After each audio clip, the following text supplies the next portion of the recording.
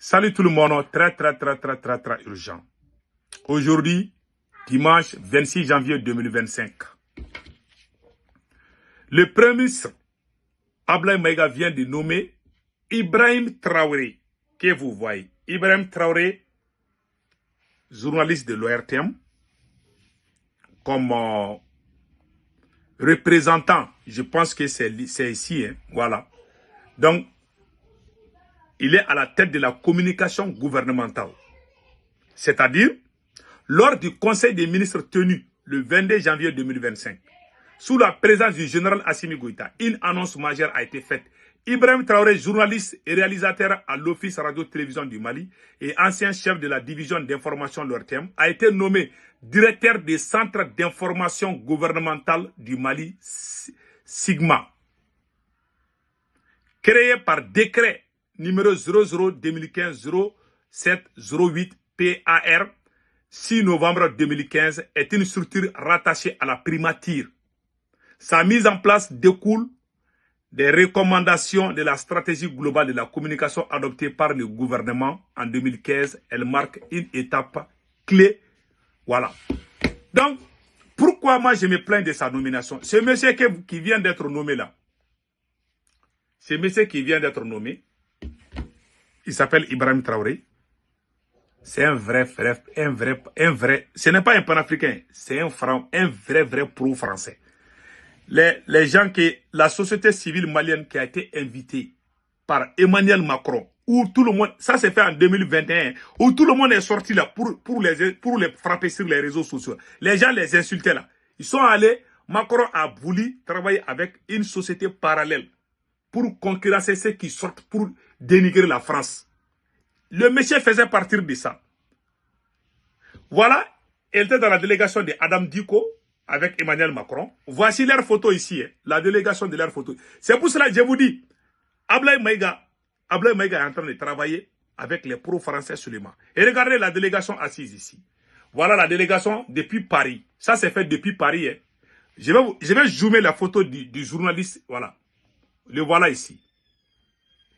C'est lui. C'est Ibrahim Traoré que vous voyez ici. C'est eux qui disent qu'ils vont représenter la société civile du Mali en France. Pour nous contrecarrer. Parce que nous, on sortait contre la France et ils étaient à côté de la France. Vous voyez, tous les révolutionnaires dans la transition malienne ont été écartés. On voit maintenant que les pro-français. C'est pour ça que moi, je vous dis, je parle avec preuve. Voilà le monsieur ici assis. Ça, c'est aux Champs-Élysées comme ça et en France. C'est lui comme ça. Ils sont partis en France plusieurs fois. Les jeunes que la France essaye d'embobiner là, lui, il fait partir. Comment? Les gens qui nous ont combattus, les gens qui étaient contre nous, les gens qui soutenaient, les gens qui sont amoureux de la France, comment, en tant qu'un gouvernement révolutionnaire, comment vous pouvez travailler avec les pro-français? Abdoulaye Maïga, qui est premier ministre du Mali là, son petit frère travaille à la DGSE française. J'ai dit ça et je le répète. Assimi Goïta travaille avec la France. Je vous dis, c'est très difficile d'entendre cela. Je n'ai rien contre eux, hein, mais je dis la vérité. Le monsieur qui a fait sortir le livre contre le Mali là, le colonel Ablaye et le colonel Alpha Yaya Sangare, qui a fait sortir un livre contre le Mali, c'est l'intime ami de Abdoulaye Maïga.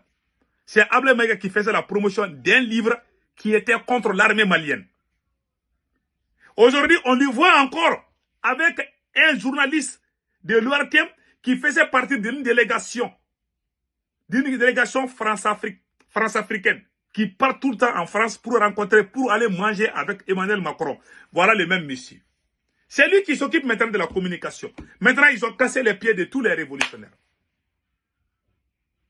Je parle en toute sincérité. Ce qui se passe au Mali, c'est la plus grande manipulation. Il n'y a plus de révolution au Mali. Notre camarade Ben Le Cerveau est toujours en prison. Vous voyez ce qui se passe au Mali? On est en train de nommer les pro-français partout. Ce monsieur, il fait partie de la délégation. Ceux qui sont partis en France là. Voilà. Macron dit que la France-Afrique, là, que lui-même, il va créer les jeunes, qui va les financer à hauteur de 400 millions de francs CFA. C'est la délégation comme ça. Voici la délégation complète. Ils sont là-bas, ils sont en train de sourire. Les voilà ici. Ils sont en France comme ça. Les gens qui ont quitté le Mali pour aller chez Macron, c'est les mêmes personnes que Ablaye Maïga est en train de nommer aujourd'hui. Ablaye Maïga, son père, vous connaissez, général, bon, je ne vais pas dire le nom, le père de Ablaye Maïga était un général de l'armée malienne. Le père de Ablaye Maïga a 2 maisons en France. J'ai toutes les photos. Ablaye Maïga a 2 frères qui sont dans l'armée française. L'autre travaille avec la DGSC française. Les amis, les entourages de Ablaye Maïga, tous les gens qui travaillent actuellement avec lui, sont tous pro-français. Aucun révolutionnaire, celui qui ne me croit pas, qu'il me montre quelqu'un dans l'administration, dans la primature du Mali qui a fait la révolution. Que quelqu'un me montre ça. Si on me montre ça, je ne vais plus faire des vidéos. Il n'y a personne qui travaille avec sauf les escrocs. Les petits escrocs qu'ils payent, ils vont donner peut-être 500 000 francs par mois ou bien peut-être 200 000 francs par mois. C'est des petits, les voyous comme ça là, qui chantent son nom, ses louanges. Ablaye Maïga est un danger pour le Mali. Je vous dis ça aujourd'hui. Quand j'ai vu ça, je vous dis que j'ai perdu le contrôle. Les gens qui sont allés voir Macron, les gens qui ont tenté de nous concurrencer, quand nous on sortait dans les rues de Bamako, partout, pour dire à bas la France travaillait avec les jeunes en cachette. Lui, il faisait partir. Quand il met un traître dans une position, il va jamais travailler. Est-ce que vous avez vu le lion devenir ami d'une chèvre? Quand il met le lion et une chèvre dans une case là, le lion va dévorer, le lion va manger la chèvre. Il n'y a plus de révolution au Mali. Il n'y a que les mensonges, la manipulation au Mali.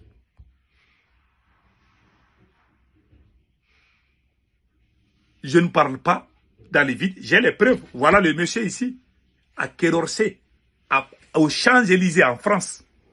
Ce n'est pas une première fois qu'il est parti en France. Il est parti en 2019. Il est parti en 2020, 2021.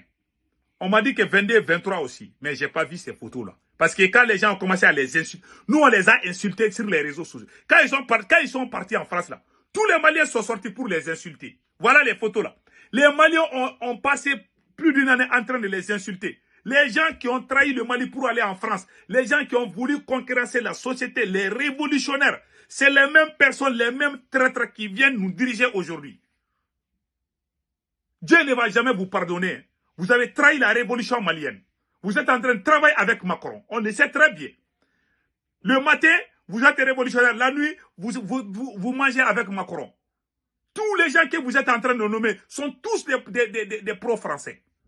Il n'y a aucun... Vous avez cassé les pieds des révolutionnaires, soi-disant que les militaires dirigent. Depuis quand militaire seulement peut diriger un pays? Dans un pays, on parle des patriotes. Il y a des patriotes militaires. Il y a des patriotes civils aussi. Il n'est écrit nulle part, ni dans la Bible, ni dans le Coran, que c'est seulement militaire qui est bon. Il y a des militaires traîtres. Comme il y a des politiciens traîtres. Même dans ta maison, même parmi tes enfants, il y en a qui ne t'aiment pas. On ne va jamais nous abominer. C'est très grave. Hein? Et pire encore, moi j'ai entendu des choses qui m'ont fait pleurer. Un juge, ça c'est à Bamako, hein, un juge qui se promène avec les fusils pour effrayer son voisin. Le monsieur est allé au ministère de la Justice et rien ne s'est passé. Voilà mon Mali aujourd'hui. Voilà les photos, voilà les photos là. Vous voyez, ça c'est fait il y a 3 ou 4 ans. Hein. Vous voyez cette photo là. Ils sont beaucoup comme ça. Voilà. Les voilà ici. Voilà Adam Diko et puis Emmanuel Macron. Ça, c'est elle qui est la chef, c'est elle qui est la patronne de la délégation. Adam Diko. Vous la voilà ici avec Emmanuel Macron ici. Quand ils sont partis en France, on les a insultés on les a frappés. Moi, j'ai fait des vidéos sur eux. Mais, c'est comme si on chasse Bazoum et que les gens de Bazoum reviennent au pouvoir encore.